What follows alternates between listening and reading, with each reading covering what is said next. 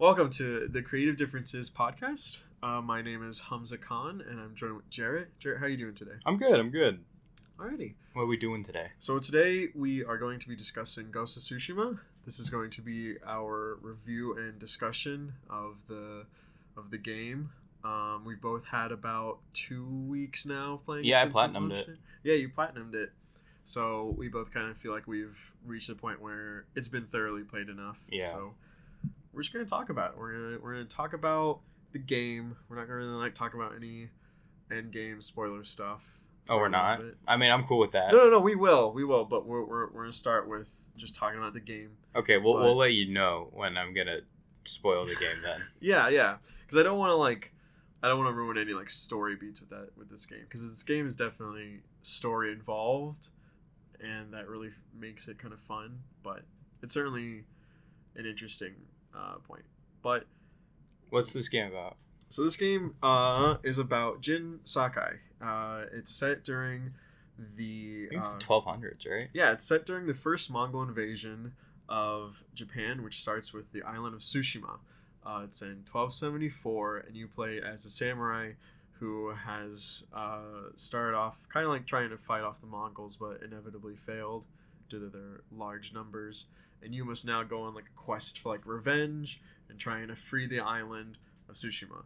So it's certainly a more realistic kind of take of feudal Japan. It's not similar to anything like Neo or Sekiro, where it's definitely more fantasy and monster rooted in shit. the mythology and stuff. Yeah, which is totally cool, because I really like this game for being very realistic and having influences from really cool things like that. Yeah, it seems like they in the collectibles is really where you get a lot of the world building. It seems like they did a lot of research into ancient Mongol and Japanese culture and stuff like that. Yeah, it's very impressive with how thorough this game is, whether that's actual gameplay or story to their historical influence on everything. Yeah, I think Sucker Punch visited the island a lot, and they recorded a lot of the nature sounds there and photo scan leaves. Whoa. What they did for Death Stranding, where they put everything in front of that wall of cameras and take pictures and scan it. Yeah, and it really makes it look super pretty. This game is so gorgeous. This game is beautiful. It's nothing I've ever seen before in a game. I think that this game is a tremendous title to send off the PS4 with. Yeah. It's a very good final IP. It's such a good utilization of the graphics and the capability of the PS4. It definitely had its own tests, but I think that this game really stood very, very tall. Sucker Punch had this game going for a really long time, and they took really good care of it and gave it the proper amount of time it needed to really come together, and they really refined the gameplay. It feels like the first open world game that post Breath of the Wild that takes some of the good stuff that game did and implements it into this. Yeah, I feel pretty happy and satisfied with everything that the world pushed for. It's so consistently fun. What did you think about the combat and starting out? The combat, I played on the hardest difficulty before they added in the harder one. Oh yeah. And that one was more or less, I don't know. I think it didn't make the game impossible like Sekiro impossible. Oh yeah. But it made the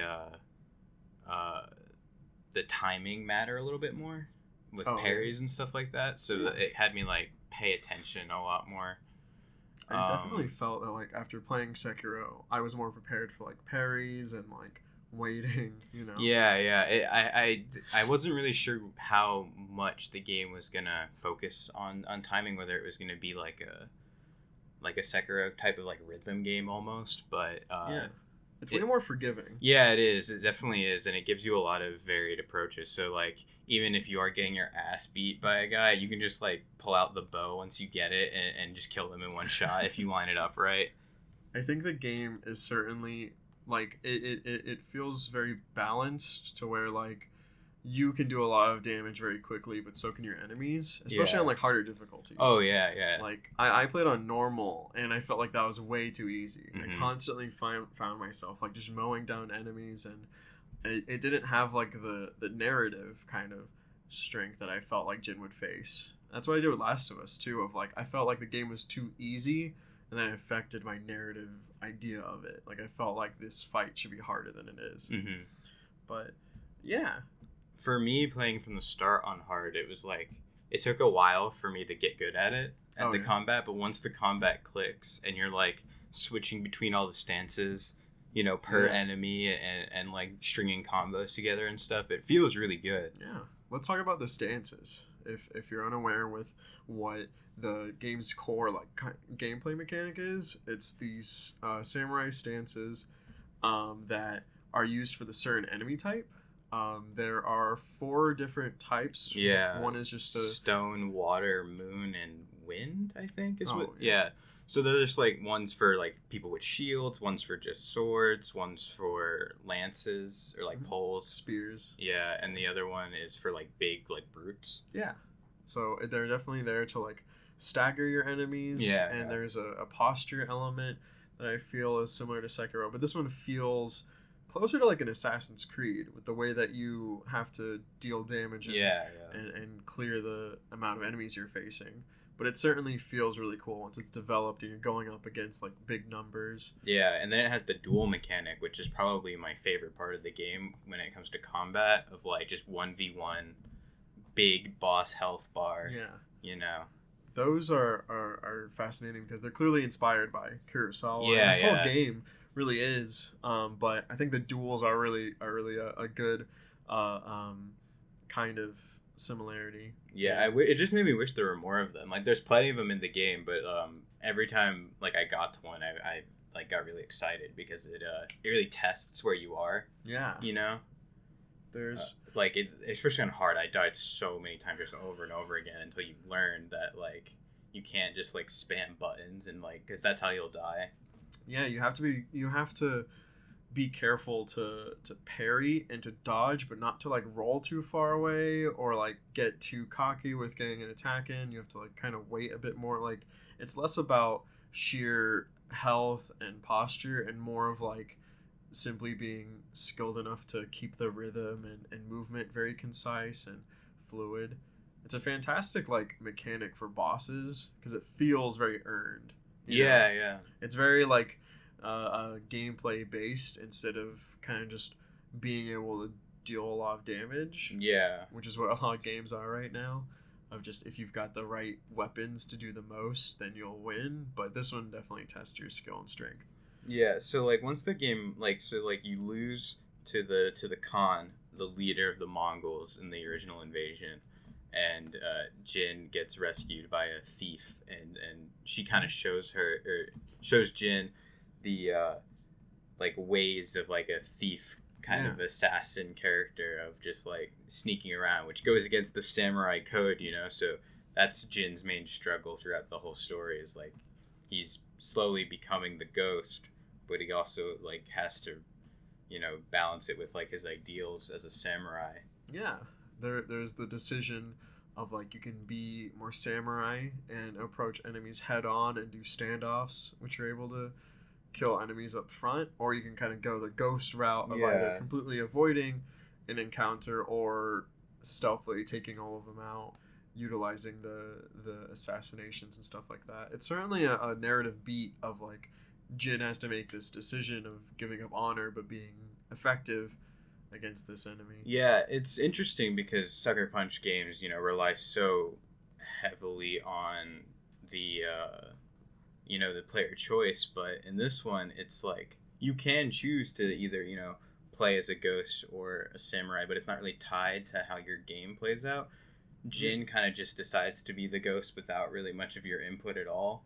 Yeah, and we'll talk about that more because I feel like there's so many beats that the game makes that I felt like there could have been more of a decision made, like some player agency.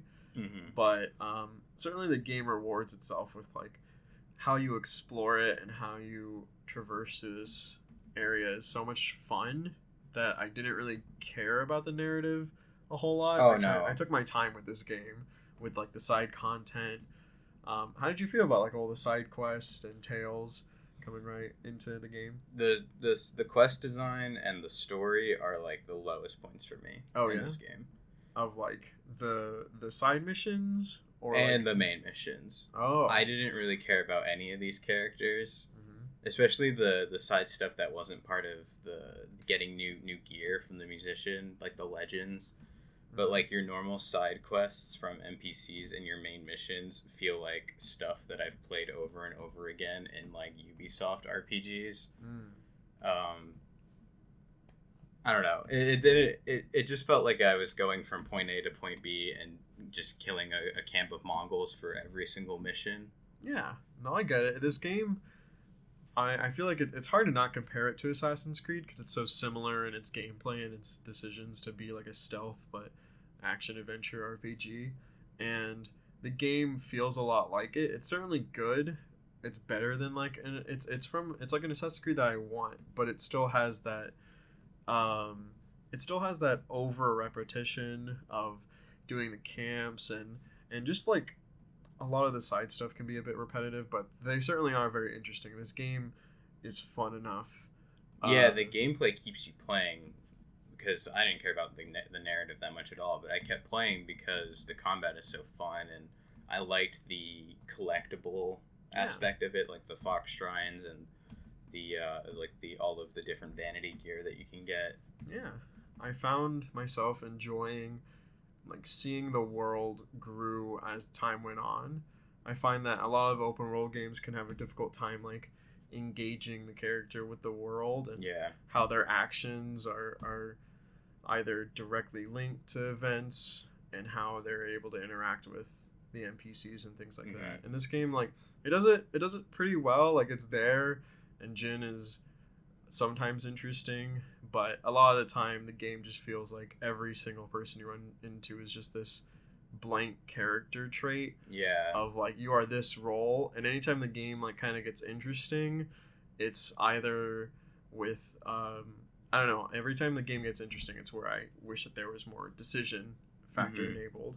But I think the game, like when an open world game shows you all it has to offer quicker than you expected it would, that's when it starts to not feel as fun. But the varied locations and just the way that all the different areas look in this game kind of propel the exploration for me. Yeah. There's certainly a point of like this game I didn't find myself getting tired of it, but there were certainly some points where I was like I would decide like, okay, I'm gonna put this game down for a little bit. Because it wasn't there were some days like I just was like I needed to take a break from this for a while, because my average play time is probably like 3 to 5 hours like sitting down. But with this game I found myself playing more to like just 2 to 3 and being like, all right, I need like a break for a moment, because that's how these games kind of are. It's just like you're just doing so much stuff and there's so much activity, which is very fun and satisfying. But there's always something to find on the map, which is nice. Yeah, you're constantly running into thing after thing, whether that's, you know, finding a fox shrine or finding a bamboo strike or finding a camp. You're constantly opening up the world, which is really cool for the first experiences. And it's so nice to just kind of like go around, because the music is like a 10 out of 10 for me. Oh yeah. Like I honestly think Ghost of Tsushima might be my favorite soundtrack of the year so far from games. Oh yeah. Yeah, like I think it has this like, because like a lot of games, you know, are recorded with full orchestras now. Like have been for a really long time, but like this is one of those games that really feels like the orchestra experience. Like like the way that it's all mixed together with the environment sounds and the player sounds and stuff like that. It all works without taking away from the music. The music is really good, and it feels very different and very well orchestrated. And I constantly found like the flute instrument being my favorite, but also hearing like the choir. It's similar. It's closer to a soundtrack of like God of War. Yeah, rather than, like, I did hear a lot of like that's what I thought of as well. Just like the way that they did the God of War soundtrack. Yeah, because The Last of Us is so much more different in that it's just like either banjo from a boy Gustav, or it's like just Trent Reznor like music and stuff, but yeah, I think this game is very well done, and I love the music. And I think the beginning point I want to say is that this game's good, and I feel like I'd recommend it to anyone who has a PS4 and is looking for a game to pick up. Yeah, this game, and you'll play it for a while too. Yeah, absolutely. I feel like I should have spread myself out more with playing this game, but I also wanted to just eagerly get through to talk about it. So that's, unless if you have anything else you want to talk about, that's where I'll leave off our non-spoiler portion. I'm about to tell you why this narrative sucks. Get ready.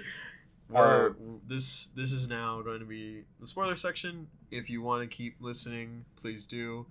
If not, I'm not going to judge you if you leave. I really hesitate to even say spoilers for this story because it makes itself so aware of every narrative beat hours before they actually happen. Yeah. So this is now where the embargo was taken off, and it's with Act 2. I felt like the beginning of Act 2 is where things open up. And it's certainly, I found myself like so initially not overwhelmed but excited with how much there was to do, and thinking and constantly playing through Act 1 and being like, there's still like so much more left of the island to have to explore and go through. It took me maybe 15 hours to finish the first island. Yeah, because you're taking your time with everything, and you're doing all the side quests, and you're trying to get everything as much as possible. Because you also don't have any techniques, you don't have any stances, you don't really have much. But I found that experience way more enjoyable because Act 2 is continuing the tales and the mythics from the first act of like Lady Masako and Sensei Ishikawa and our boy Norio and Yuna, but I don't know, I felt like Act 1 was just so much more impressive. Act 2 areas are very fun, and I love the flooded plains, and I love the big bamboo trees. Yeah, there's lots of really good set pieces that you'll find like going through the story, but also just exploring by yourself. Like I think every Shinto shrine, the climbing sequences and like where they're located is probably where this game really shines visually. Yeah, they're certainly, like, the game knows how good it looks because it has the haikus, which you do like little poem things, and those are like, once you're just like looking around at the world, and it's really detailed. It's like a TV screensaver in like a Walmart. It's a really nice like small animation with some text, and I think I was very like impressed with how graphically sound everything was, because there was just so much. There's so many assets in this game, whether that's the actual particle physics of like leaves and fire, and like just how much terrain and the trees, and man, it's quite extensive. But it's not like overwhelming. It's not feeling like this game is too big. I think that's what the game really succeeds at, is it really allows you to enjoy it. Like you're able to pick up stuff on your horse. You're able to have a good amount of supplies and explore and be able to have combat choices. That it certainly works in service of the gamer. You know. They also did, I probably should have mentioned it earlier, but the way that they take away the mini-map makes this game so much better, and I hope that in the future more open world games go that route of how can we show where to go without like ham-fisting it, and taking up all the real estate on the screen. Yeah, what creatively can we do to show where characters need to be at? And I think that like in the E3 trailer, I noticed that there was like a bunch of green trees as you're looking down a hill, and there was one red one, and I was like, I wonder if that was supposed to be like a waypoint type thing. Well, all the Fox Shrine trees are red maples. Oh. So maybe it was just there was one in the distance. Oh. But there's certainly like decisions of like how the game leads you in the direction of what you have guided by the wind. You're able to play your flute and listen to it. There's also just like a wind button. One thing that I remember hearing about early in development was there was like a button to clean your sword, and I never... It's the side. It's like on the touchpad. So I like that. I think that there's certainly a point with the tales that I found lacking. Like, I like Norio's tales, and I like Sensei Ishikawa and what happens with Tomoe and Norio and his brother, because these tales are way more involved. So there's always some sort of narrative, like twist or something happening with it that's like interesting. I really you think so? I think that with like Norio and his ending, the game is willing to be like kind of interesting, and like when you're speaking with Tomoe as like the woman. But the thing with Masako was that I felt that the most interesting thing was in that E3 trailer. Mm-hmm. Like that was the most interesting that a tale had gotten. I like that mission a lot. Yeah. That was probably one of the standout ones. I liked Norio's ending more than most of the tales. I think a lot of them ended really anticlimactically and just uninteresting and stuff that I guessed 4 missions ago. You know? Yeah. For as climatic as this game, as like cinematic as this game is, it finds itself very anticlimactic. Yeah. Whether that's with the tales or even with the main story. I mean, the only part of the main story that I think I enjoyed was the relationship between Jin and Lord Shimura. I thought like you see it mostly just in Act 2 and 3, but I like Act 3 the most out of all of them, just from the story perspective of like Jin is now like the ghost, like he's an outcast and he's got to like operate, you know, in this weird middle ground of like, you know, the rulers, you know, the samurai hate him, but these peasants are all behind him, and he's kind of got to like operate on his own. Absolutely. I think that was probably the most interesting the story got. Yeah. The most is there's the most to lose now. Yeah. I think that with the Act 3, it's the most unpredictable that the game gets, because the game is very predictable from like the beginning and moving forward throughout. I think like the only points that in the beginning were unpredictable is like Ryuzo turning against you. I didn't think that. I didn't see that coming, but I saw Yuna's brother dying like the second he popped on screen. I was like, oh yeah, you're gonna die later. It's gonna be my fault. Absolutely. I didn't like Ishikawa for a long time because he just was kind of like a dickhead, and I was like, I'm just fucking tired of this character design. Lady Masako was like, I don't know. I constantly felt like Lady Masako's was underwhelming, but really explored some really pretty areas. I really enjoyed like the golden area where like the leaves are nice yellows and stuff. I wish that there was more with like the straw hats, because those seem to be really interesting, and I wonder if they would have like tilted Jin towards like leaving the samurai and finding himself comfortable as a ghost, but nah, they were just a difficult enemy type. I really thought the way that they introduced the quest for the ability that lets you like quickly slash like 3 enemies. Oh yeah, the dance. I can't remember what the full name of it is, but the way that they turned that, instead of just like going somewhere and finding it, it's you have to do a duel with 6 of the most skilled Ronin, and then you get it. You know, like that's a really good way of maybe of like characterizing the Ronin, but also like incorporating that duel into something that was more like, I don't know, just like random, because like I found like half of those duels on the map before I ever even started that quest, so it was like, oh, am I just gonna find random duels now? That's really cool. There was always incentive to explore the world, but I think that playing that mission was really fun, because the duels are such a fun thing to look forward to, and when you get to like run around the map looking for them, it's really nice. I want to talk about what should I start with? The anime AI is kind of really weird. It's not good. Yeah, stealth is kind of like it kind of gives it to you a lot. Yeah, you're able to get away with a lot more, especially like right after playing Last of Us 2, where like the stealth AI is like way better, and like it's more dynamic. It's more challenging and interesting. But this game certainly feels like an older Assassin's Creed with like, you can get away with a lot. Yeah, if you want to speed run an encounter, just like go stealth, especially once you get the blowgun and you can just like one shot people. I found myself constantly like running around camps and just assassinating whoever I ran into, and by the time I was done, I had liberated the camp. Mm-hmm. You know, the game certainly is like the stealth is fun, but it's very easy. There's nothing really challenging, which is okay, but sometimes it can just all the enemies are kind of the same. Yeah. At that point. And then, as beautiful as this game is, if you're playing on a regular PS4, get used to having the game slow down to like 15 to 20 FPS anytime anything happens on the screen.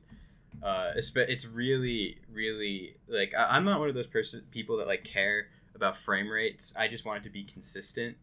Because nothing takes me out of the immersion of a game more when the frame rate just suddenly like slows to a crawl. Yeah. So like the game is so beautiful and you're like exploring, and then you'll be in this like intense duel, and there's too many red leaves on the screen, so you're moving too fast, so the game just slows way down. Yeah. I've heard that it's not that big of a deal on the PS5, or not the PS5, sorry, the PS4 Pro. The performance mode really stabilizes it at 30, which is just a sign that we are at the end of this gray box's life cycle, and it's time to get the new one. I would have been okay if they made Ghost of Tsushima a launch title for the PS5.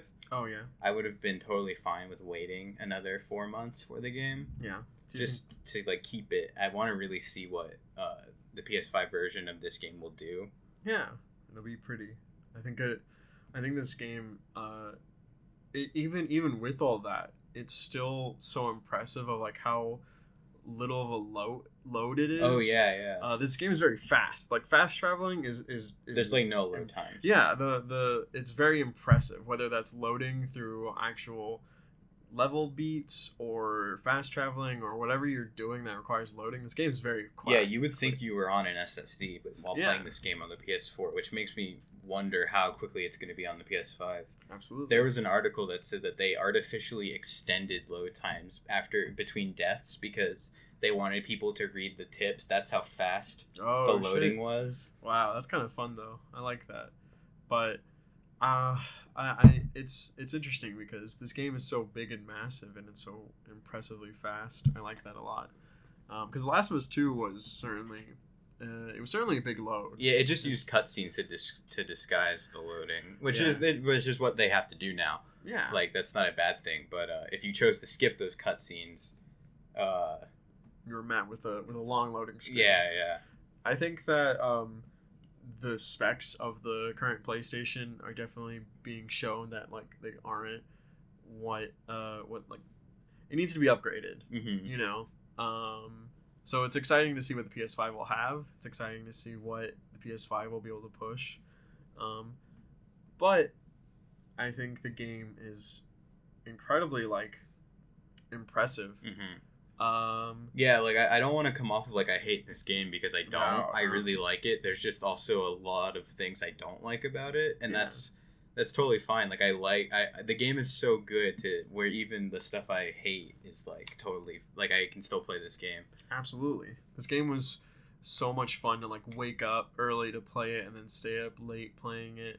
I found myself like constantly enjoying just pursuing or progressing through the game. Was really fun. Yeah, because like the time that I spent tracking down all the collectibles, like I didn't hate that at all. Like I found it enjoyable to see all these new places, you know. Yeah. It's the visual like exploration that you do is so fun in this game. Absolutely. I think we were talking about it like while we were playing through the game and before we had finished it, and you had mentioned how interesting it would have been that Shadow of Mordor-esque Nemesis system. The Nemesis system, because I can like see elements of it in the game, like when you die, there's like a longer death animation of one of the Mongols coming, and that person specifically kills you. Yeah, there's a whole animation that's like once you die, you have to wait until a character comes and kills you. Yeah, and like finishes you off. And that was a big part of Shadow of Mordor, and then that person would become that, like the character that killed you would become like a captain and like rise through the ranks. Yeah, especially if like they saw you. Be killed from them. So it was kind of interesting that like there wasn't that mechanic put in, and I'm sure they probably thought of that. But that would have been really cool to see in this game. That would have been something like more incentive with the leaders and with rankings of it. But no, because you die a lot in this game, so like it makes sense that that you would do that. But I mean, I don't want to judge it for not having that, because that's just not the kind of game this is. It just like, it seems like they took some inspiration from those games, and if it would have been applied more, I think that would have been a really interesting design choice, because it's a shame that not more games have the Nemesis system from that very obscure Warner Brothers Lord of the Rings game. No, I think it would have given so much more incentive to going back to camps and trying to liberate them, because now they're like harder, or there's like more enemies, and the more you die and the more you mess up, the better you have to get. Because I constantly felt like the only camps that gave me problems were just if they were big and had lots of people, and I wasn't able to kill those people. I was often resetting for the bonuses. Oh yeah. So I could level up faster. Like if I die, I was like, oh, because I would die in the camps because I was trying to get the bonuses. Yeah. Or like if I ran out, like some of them are like really specific, like kill with this weapon, and if you run out of ammo, it's like really annoying and you have to start over. Yeah. Let's talk about like player agency for a moment, because I feel like I want to talk more about that, and because this game constantly presents opportunities for like decisions to be made. Yeah, and that's what Sucker Punch has specialized in the past, and it made it like, going into this game, I thought I would maybe see some of that. Yeah. What do you remember any points in this story that if like you wished you could have chosen not to do something or to do something? Well, like, I think it's just kind of in general, because in that state of play for this game, they really kind of honed in on the fact that, oh, you as the player will choose to play as the ghost or the samurai. Yeah. But in reality, it doesn't matter which one you play as. You get like both abilities, you get both weapons. There's no like locking it, which is totally fine. Yeah, but then the story, like when you, like early on, when you start killing people, like assassinating them and using ghost techniques, it like flashes you back to it as a kid, where your uncle is scolding you for not, following the samurai code, and it would make sense if it showed those scenes, if by doing those actions actually affected the story and the gameplay, but it kind of doesn't. There are constantly points where I was like, I don't want to make the decision, but I think it would have been interesting to see the samurai path, which is like, you do tell on Luna and have her killed, and you do like become adopted from your uncle, and you choose to follow the samurai. I'm like, that would have been such a different path from what the game ends as, because the game certainly ends with like feeling like, oh, this is the end to the ghost path. Like, I'm alone with Yuna. My poison's been used against me, Like if the player had the decision to go and poison them at the camp that night, I think it would have been more interesting for the last act, Yeah, because there were points where I was like, it would have been cool, because that point in the time you're at Lord Shimura, trying to liberate a castle, and you have to choose like to use the poison against them. Well, you don't have to choose. The game does it for you. Yeah. The game makes you go and poison them, and I'm like, it would have been interesting if I could have just stayed, because like it honestly felt like, yeah, we would die, but at least I'd be fighting with my boys. Yeah, it just, I told you this last night, it makes very little sense to me that they would give you your first direct player choice 90 seconds before the credits roll. Yeah. There's the ending fight with Lord Shimura, and at the end you gotta choose to kill him or to spare him. And it's just such a last minute thing, and it's such a, like, the game isn't gonna change that much. The end game's gonna be the same. I'm practically at the It's credits. like a one line difference. Yeah. There's not really that big of a difference visually either, between killing him or sparing him. There's not that much of an impact. I would have been fine if Jin had just made a decision by himself, and that's how the game ended. But because they give you your first player choice right before, it feels weird.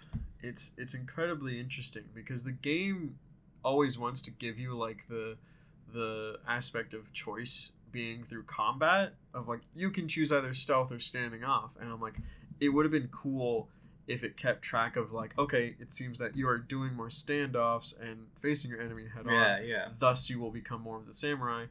Or if you are using stealth and killing people from behind, you will become more of the ghost. Because that's how their games have worked in the past with Infamous. It's like you use your non-lethal or your lethal attacks, and the more you do that on either side, influences the story and how the characters and the NPCs perceive you. Yeah, there are side missions where the characters are either like with the ghost or without the ghost. Like they clearly are influenced by your character's actions. But it would have been interesting if it was like more samurai or more ghost, and it would have been cool if like, I don't know, there would have been more choice in that and seeing how creatively different those two paths could be. But that's really like my only thing that I want from this game was just that sense of like actual decisions. Yeah, it felt wacky that they kind of implied it going in, and then it turned out to be kind of the opposite. Yeah, which isn't like false advertising. No, I'm not saying that at all. I just found it to be interesting that that's what the game ended up being. Yeah, I wonder if they thought how much they wanted it to be like that, because this game wasn't ever delayed or anything. I don't believe. I think it got delayed once. Oh, really? I think it was supposed to come out in like the beginning of this year when it was first announced or something like that. I don't remember. I know it got delayed like at least once. Oh, okay. All right. I thought this game had never been delayed. But no, it seems like even though I wish that there would have been more time with it, I still feel like there was so much time and so much depth put into this game. Like, I'm constantly finding stuff. Oh, exploring is so much fun in this game. Yeah. There's clearly like so much thought put into everything with this game. Yeah. It just has its issues, like most open world games do, because it's hard to make a game as big as an open world game, Yeah. I'm sure that there's tons of things that they wish that they added to it, and tons of things that they wish that they had taken away from it. But there's certainly like not there's definitely not any points that I find unsatisfying. I don't know. Some of them can be like boring. Or no, I take that back. The ending fight's pretty unsatisfying. Yeah. We were kind of talking about this the other day. The final boss fight is really underwhelming. Yeah, or the second to last boss fight, technically, because Shimura. Yeah. But even then, that's still like. I think the duel with Lord Shimura is actually pretty cool. Oh, it's way cooler. It's way cooler than fighting the Khan, but that Khan fight is really like underwhelming. I think he looks badass. Like, I love the design of it, but I was just so underwhelmed with the actual duel that you have, and then with the just chasing him around on a boat and killing him. I don't know, it felt like there could have been way more of an interesting set piece, considering the game that had like consistently had really cool set pieces for big battles and big fights. But this one, I mean, I think it makes up for it with the ending sequence with Lord Shimura, but the main bad guy of the game has like a really bad final fight, I know it definitely feels anticlimactic like that when you just kind of you kill him on a boat and it's okay, but because you duel him for like half of it, and then he becomes like a normal enemy, like NPC, and it's strange, and then it you kill him and it plays like a cutscene, and it's like. After I did that, I was like, wait, that's it? Yeah, I was like, oh, that was a pretty easy duel. But then, like, it plays him leaving, and I was like, oh, there's going to be another duel in, like, a different phase. And I was like, no, he's just a regular guy now.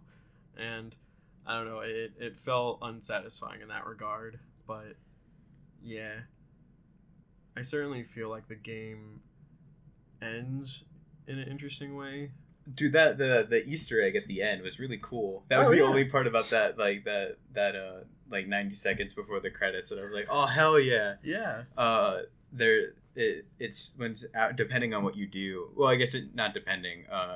You just get to his new house, like his hideout, whether you're the ghost or you spare him or whatever. But there's a bunch of little origami items representing most of the Sony exclusives. Like they have like the Leviathan axe and like a car for Gran Turismo and like Ratchet's head. I think they got a little paper Horizon giraffe. They got a little paper guitar. Oh, and they have the first Colossus from Shadow of the Colossus in it. Yeah. That was really cool. That was like a fun little Easter egg. That was cute. They have the Kojima. Yeah, they have the skull. Yeah. But yeah, I like that ending. It's kind of peaceful. It's like right outside Omi Village, which is like this really cool like Buddhist temple in the game. Which looks that's where he grew up. Is it? Yeah. What's the... Oh, you're right. I don't remember what that temple's name is then. I don't remember. But it's that temple place, and he's like on the cliffside. It's really pretty. It's where his family's buried. It's like off of the side of Omi Village. That's where you fight him in that graveyard. Yeah. But it's a fun ending. I feel like of just like, all right, this is kind of peaceful and cool, and you get like a red ghost outfit that I don't know. I like when you get everything, you get this like blue, yellow, and red like ghost armor color. Yeah. It looks pretty cool, but like I platinumed the game. Yeah, like, I'm not gonna play this again. Yeah. There's nothing like, I guess there is like a factor of endgame reaches a finality point. You eventually get all the collectibles and do all the side quests, and there's nothing else to like aim for. Like the game is kind of finished, which is totally fine. That feels kind of fine when it's just the whole game. Yeah. Do you think it warrants a sequel, or it was setting up a sequel? Because before you fight Lord Shimura, he talks about how like the ghost followers want to go to their homeland and attack them. Yeah. And then Yuna kind of mentions it as well. Yeah, she's like, well, we got to drive them out, and then people want to go like across the sea, and I'm like, I don't think it would be as cool. No, I don't think we need Ghost of Tsushima 2. I'm very okay with it ending where it ended. What I think would have been where the game was ending and what it was leaning towards was that like Lord Shimmer's gonna be hunting you, and I kept feeling like, is Jin gonna have to wind up like fighting samurai? Like, is he gonna have to wind up fighting the Shogun? And I was like, dude, it'd be kind of cool if you were like this ghost samurai going after the Shogun, but like, nah, the game just kind of ends, and I'm satisfied with that. I don't really want a sequel right now. And honestly, the game doesn't even like the way that it characterizes Jin. He wouldn't do that because in the mission where you're sneaking into his castle to give him the letter, he's like, if you kill one of the samurai on accident, it's a mission fail. Yeah. He's like, it says you killed a samurai. You can't kill your boys. Yeah, and that's why I spared Lord Shimura, because that is something that from this whole game, Jin would never actually do that. Yeah, absolutely. And then he says he wouldn't. He's like, I would never kill family. Yeah, it seems like, again, that was a weird decision to give you when you know that that's not what he would have done. Exactly. So I don't know. The game feels predictable, but there's a sense of unpredictability with choice, and when it doesn't give you that option anyway, it's like, I don't know. It's a player choice that doesn't matter, and that's one of the things I think a lot of people don't like about games that give you player choice, is when those choices don't actually do anything. Yeah, I get it. I think, it's hard to balance to find. I Absolutely. think like Witcher does it pretty well. There's different endings for different stories, and and the way that those like side quests end kind of affect the final end game. Yeah. I'm just like, if you're gonna give the player choice, you like commit to it, and put it throughout the whole game rather than right at the very end. Absolutely. That was kind of everything I wanted to talk about with you. Yeah. We're at 40 minutes. Yeah.